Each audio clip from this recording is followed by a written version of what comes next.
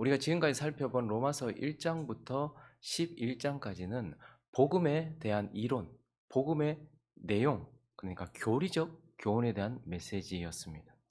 이제 우리가 살펴볼 로마서 12장부터 이후에 있는 내용들은 복음의 실제, 복음의 삶, 그러니까 실천적인 교훈에 관련된 말씀입니다. 바울은 1장부터 11장까지 이론에 대해서 말했다면 이제 그 이론 이후에 복음의 삶에 대해서 우리에게 말해주고 있는데, 우리는 은혜로 구원받았다, 그리고 믿음으로 의롭게 되었다. 그러한 자들은 그러면 어떻게 살아야 되는지 바울은 매우 체계적이고 논리적으로 질서정연하게 각 영역에서 삶 전체가 바뀌어야 된다라는 교훈을 주고 있어요. 그래서 우리가 쭉 살펴보겠지만, 이제 사도 바울은 우리가 은혜로 구원받았다, 믿음으로 예수를 통하여 의롭다함을 받았다, 그렇기 때문에 우리는 하나님 앞에서 어떻게 살아야 하는가, 그리고 교회 속에서 어떻게 살아야 되는가, 그리고 대사회적으로 사회 속에서 어떻게 살아야 되며, 국가에 대하여 어떻게 살아야 되며, 종말의 때를 살아가고 있는 우리, 종말을 앞두고 있는 상황 속에서 우리가 어떻게 살아야 되는가에 대해서 하나하나 우리에게 교훈해 주고 있습니다. 그래서 우리는 오늘 먼저 이 복음의 실제, 실천적인 교훈을 시작하는 12장을 시작하면서 먼저 두 가지 영역, 하나님 앞에서 우리는 어떻게 살아야 되는지, 그리고 교회 속에서 교회로서, 교회의 한 일원으로서 어떻게 살아야 되는지 두 가지를 살펴보려고 합니다. 그 첫 번째는요, 하나님 앞에서 성도의 삶, 하나님 앞에서 성도의 삶을 어떻게 돼야 되는가. 먼저 사도 바울은 이 실천적인 교훈을 시작하면서 1절에 이렇게 말하고 있습니다.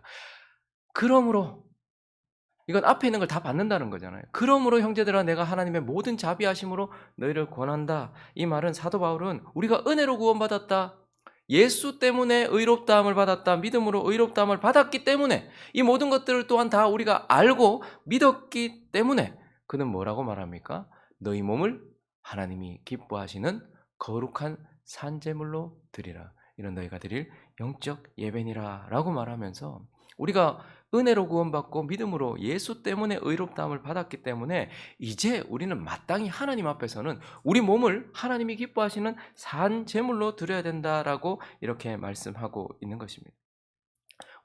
우리는 지금까지 죄로 물든 몸이에요. 그래서 하나님께 사실 어떠한 쓸모도 없는 몸이었습니다. 그리고요, 늙어가고 죽어가고 곧 썩어질 몸이었어요. 그런데 이 몸 가지고 뭐 했습니까? 죄를 누렸고, 그리고 나 자신을 위해서 살았던 몸. 아니, 죄로 물들어 썩어져 가고 있는, 이제 곧 썩어 없어질 이 몸으로 우리는 죄를 추구하고 나를 추구했어요. 근데 이제 하나님은 이 몸을 구원받은 몸, 용서받은 몸, 그리고 부활을 앞둔 몸으로 그렇게 만들어 주셨고, 이제 이 몸을 가지고 사람, 나는 하나님, 난 마음으로 사랑해, 나는 마음으로 믿어, 이렇게 얘기합니다. 그러나 예수님이 우리를 사랑한다는 것을 몸으로 드러내 주셨어요. 마찬가지로 하나님도 우리에게 이제 그 몸, 지금까지는 죄로 물들어 썩어질 그 몸을 가지고서 죄를 위해서 살고 너를 위해서 살았다면, 이제는 용서받은 몸, 그래서 하나님이 받으시는 몸, 그리고 그 몸, 부활을 앞두고 있는 몸, 그 몸으로 하나님을 위하여서 드려라라고 이렇게 말씀하면서, 이것이 너희가 드릴 뭐라고요? 영적 예배래요.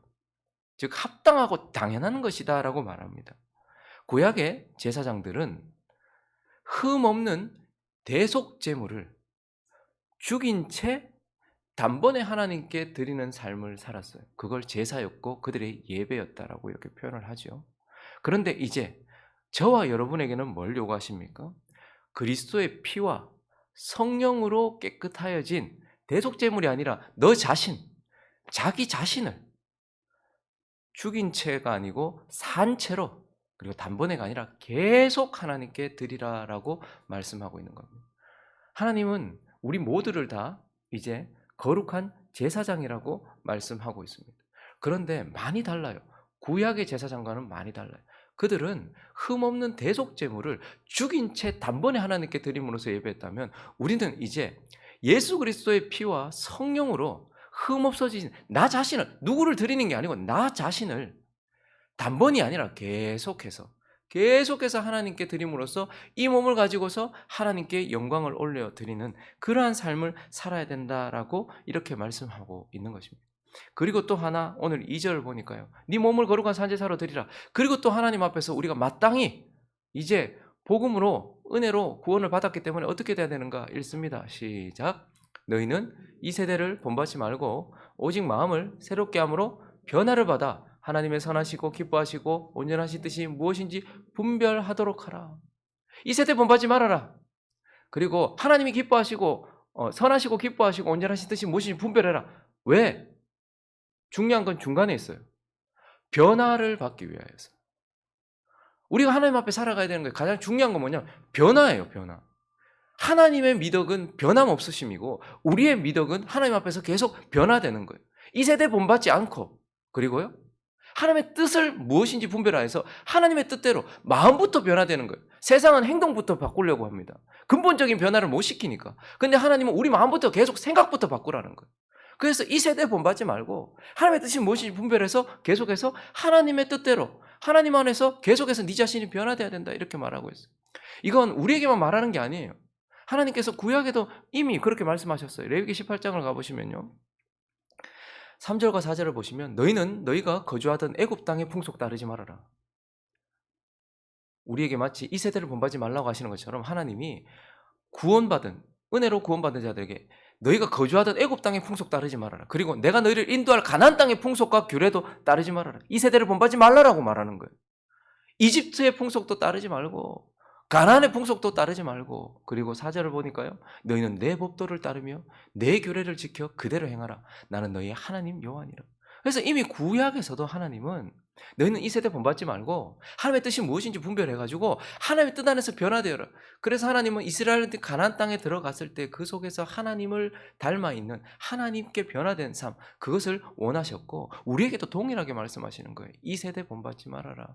이 세대를 본받지 말고 하나님의 뜻이 무엇인지를 알아서 성경을 따라 성령을 쫓아서 너희 자신이 날마다 조금씩 변화되어야 된다라고 말씀하고 있는 겁니다.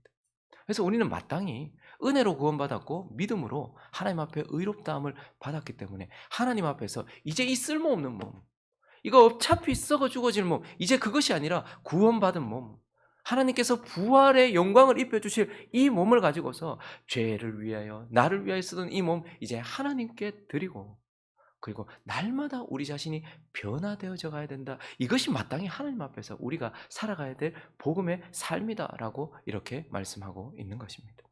그리고 오늘 또 다른 한 영역을 바울이 얘기하고 있는데 그것은 바로 교회 속에서의 성도의 삶.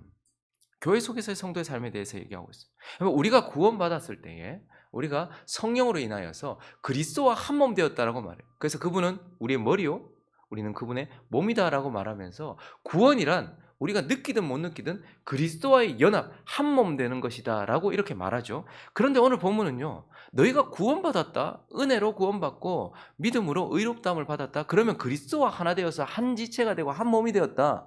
그런데 동시에 4절과 5절을 보니까요. 우리가 한 몸에 많은 지체를 가졌으나 모든 지체가 같은 기능을 하는 것이 아니니 이와 같이 우리 많은 사람이 그리스도 안에서 한 몸이 되어 서로 지체가 되었느니라. 하나님은 우리가 그리스도와 한 몸 되었다. 너 알아야 된다. 네가 구원받았다는 것은 그리스도와 하나 됐다는 거야. 그런데 동시에 이 많은 사람들이 또한 서로가 하나가 되었다. 라고 말하면서 우리가 구원받을 때 우리는 보편교회, 그러니까 창세기부터 요한계시록까지 역사가 처음 시작 때부터 끝날 때까지 믿음으로 구원받은 사람들의 그 하나된 교회가 있을 거예요. 그러나 각 세대, 각 시대, 각 공간마다 하나님은 지교회를 두셨어요. 그래서 너희는 구원받음으로 그리스도와 하나 되었고 또한 영원한 하나님의 나라의 한 일원으로 들어갔다. 그러나 또 한편 하나님께서 허락하신 시대와 공간 속에서 그 속에 지교회가 있는데 그 교회에 있는 많은 사람들과 또 뭐라는 거예요? 하나라는 거예요. 그걸 기억하라라는 거예요. 우리가 처음 태어났을 때 내가 생각지도 않았던 형이 있고 누나가 있고 혹은 동생이 있는 것처럼 하나님을 아버지로 모신 하나님 각 지체가 있다라는 것을 기억하면서 우리가 여기 있는 한 사람 한 사람, 근데 우리가 이게 너무 약해져 버렸어요. 이제 지교회의 일원이라는 것, 그래서 우리가 한 몸이라는 것이 너무 약해져 버렸어요. 가정도 파괴되었잖아요. 이제 1인 가정들이 그냥 뭐 부모하고 같이 싫어서 살기 싫어서 결혼해서 떠나는 게 아니고 그냥 같이 있기 싫어서 형제들 같이 있기 싫어서 그냥 가정이라는 것이 깨어진 것처럼 교회도 하나님께서 한 지교회를 주셔서 이 교회의 일원이다. 한 몸이다. 이렇게 말씀하셨어요. 다양한 사람들이 모여 있어요. 그런데 우리는 그것을 싫으면 여기 가고 저기 가고 이제는 그렇게 돼버린 거죠. 근데 하나님 기억하라는 거예요. 너희는 교회다. 하나님께서 만나게 하신 하나님께서 붙여주신 지교의 한 일원에서 한 몸이다. 그리고 그 몸 안에는 너무 다양한 사람들이 있다라고 말하는 거예요. 그래서 4절과 5절을 다시 보시면 한번 다시 가볼까요? 우리가 한 몸에 많은 지체를 가졌잖아요. 그리고 모든 지체가 같은 기능을 가진 것이 아니에요. 그러나 한 가지 확실한 것은 이와 같이 우리 많은 사람이 그리스도 안에서 한 몸이라는 거예요. 그리고 서로가 지체가 되었다는 거예요. 그래서 우리는 그리스도의 피, 성령의 은혜, 복음으로 구원을 받고 믿음으로 의롭다함을 받았기 때문에 네가 이 교회의 한 일원이라는 것과 우리 모두가 한 몸이라는 것을 기억하고 또 한편 다양성을 인정해야 된다는 거예요. 서로 다 달라요. 믿음의 분량도 다르고요. 은사도 다르고요. 하는 일도 다르고요. 부르심도 다 달라요. 그러니까 한 몸이라는 것과 또한 다양하다라는 것을 인정하는 한 교회다라는 것을 깨닫고서 그래서 어떻게 하는 거예요?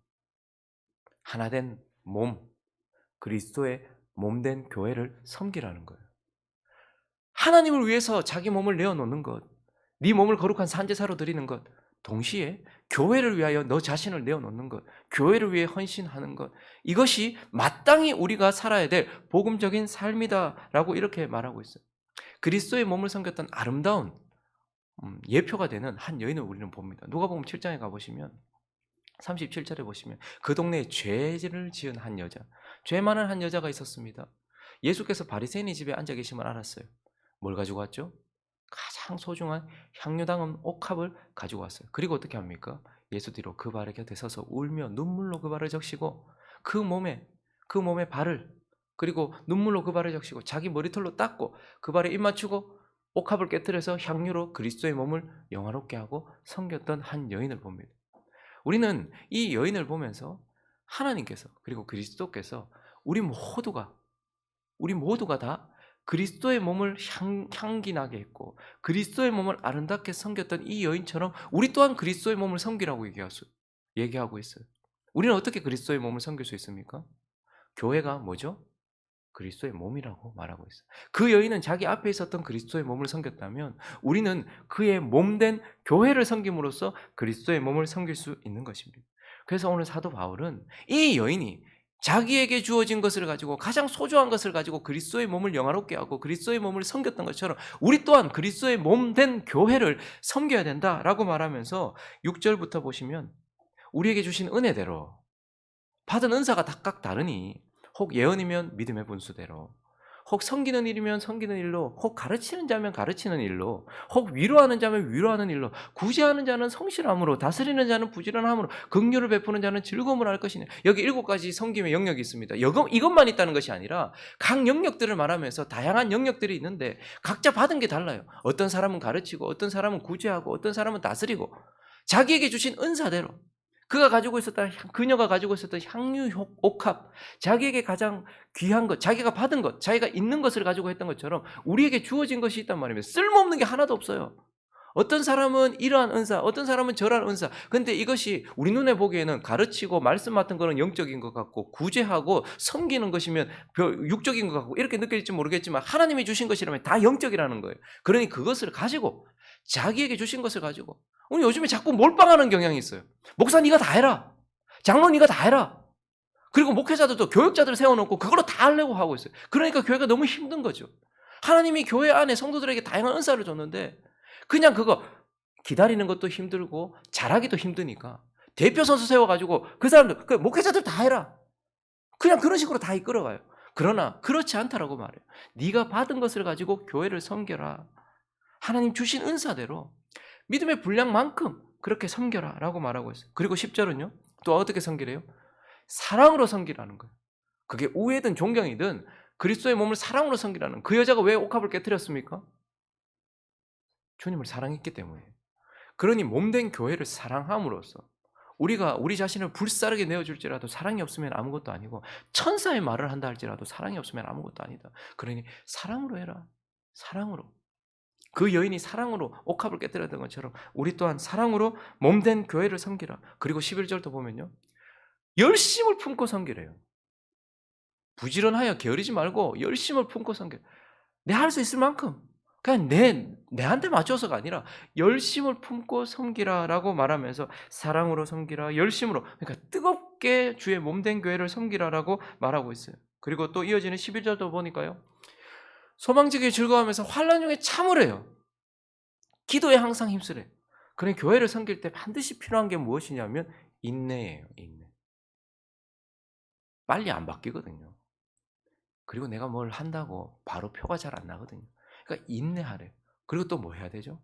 기도해야 된다라고 말해요. 참지도 않고 기도도 없이 주의 몸된 교회를 섬길 수는 없다. 이렇게 말하면서 환난 중에 참으면서 그래서 인내함으로 우리가 기도에 항상 힘쓰면서 그렇게 섬기라라고 이렇게 말하고 있어요. 그리고 마지막 절은요. 13절을 보니까 성도에 쓸 것을 공급하며 손대접하기를 힘쓰라. 영적으로 마음으로만 섬기는 게 아니에요. 실제적으로 섬기라는 거. 성도들이 쓸 것을 이거 그런데 실제적인 쓸 것 공급하고 손 대접하고 여러분 집에 누구 데리고 오는 거 쉽지 않지 않습니까? 자기 집 오픈하고 자기 집 열고 손님 대접하는 거 쉽지 않잖아요. 그런데 실제적으로 섬기라라고 말하면서 이제 너희가 은혜로 구원을 받고 예수를 통해서 의롭다 함을 받았다면 교회의 일원이라는 것을 기억하고 그것이 몸된 그리스도의 몸이라는 것을 기억하면서 그 여인이 그 몸을 영화롭게 했던 것처럼 우리 또한 교회를 섬기는 것 그것을 통하여서 하나님을 영화롭게 하는 것 이것이 마땅히 복음의 삶이다라고 말씀하고 있는 것입니다. 말씀을 정리하겠습니다. 복음에 대한 지식과 복음에 대한 이 믿음은 당연히 복음의 삶으로 이어져야 돼요. 뭘 안다? 우리가 어떻게 구원을 받고 우리가 무엇이 복음이고 이거 안다라는 것은 반드시 복음적인 삶으로 반드시 이어져야 한다라는 것입니다. 그리고 그 복음적인 삶이란 내가 원하는 영역과 치우친 것이 아니라 균형이 있어야 된다라는 거. 어떤 사람은 하나님 앞에서는 사는데 교회에서는 살지 않아요. 근데 또 어떤 사람은 교회에서는 사는데 하나님 앞에서는 살지 않아요. 오늘 사도 바울은 네가 은혜로 구원을 받았다. 그리스도를 믿음으로 의롭다 칭함을 받았다. 그러므로 어떻게 하라는 거예요? 하나님 앞에서 지금까지 쓸모없는 삶을 살았던 그리고 썩어질 몸이 아니라 이제 하나님께서 구원하신 이제 부활을 앞둔 이 몸을 가지고서 계속해서 산 제사로 네 자신을 하나님께 드리고 그리고 네가 이제 그리스도의 몸이 되었다는 것을 기억하며 그리스도와만 연합된 것이 아니라 하나님께서 만나게 하신 이 사람들과도 연합됐다는 것을 기억하면서 그리스도의 몸된 교회를 위하여 헌신하고 봉사해서 그리스도에게 너를 내어놓고 교회에 너를 내어놓아라 라고 말씀하시는 이 균형 잡힌 하나님의 말씀을 따라서 복음으로 살아가는 저와 여러분 되시기를 예수 그리스도의 이름으로 축원합니다.